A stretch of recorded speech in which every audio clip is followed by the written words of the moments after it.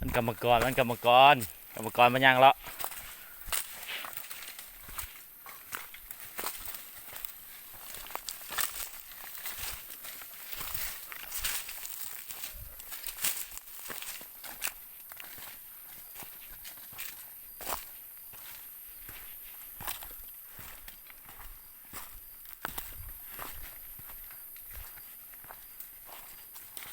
โอ้เขาจูดแท้เลยเนาะ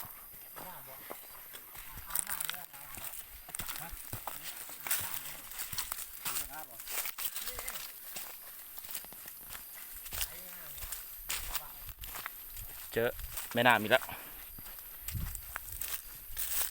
น้ำไหลเย็นตลอดปี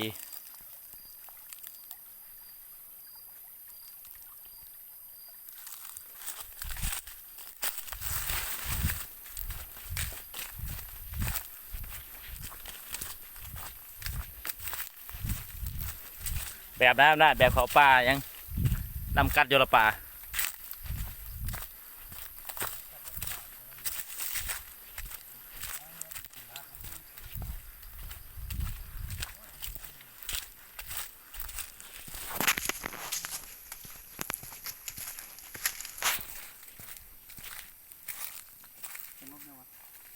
นกลงกินน้ำนกยำนกหลายอยู่เนาะ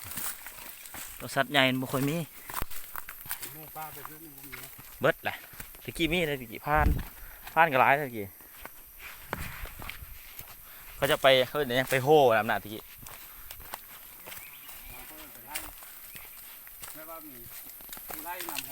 แม่นนั่นแหละพวกนั้นดักยิงกันดักสินะยิงหัวกันก็มีนี่ต้นบักแนงนี่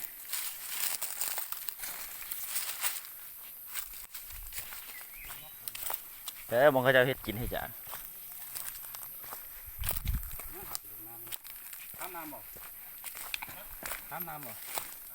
นี่เป็นน้ำสางแบบวิธีธรรมชาติ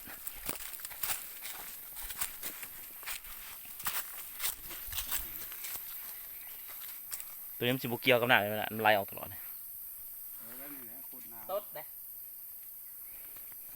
ด้ขาดเอาแวบเพิ่มมันแต่โบแมนเลย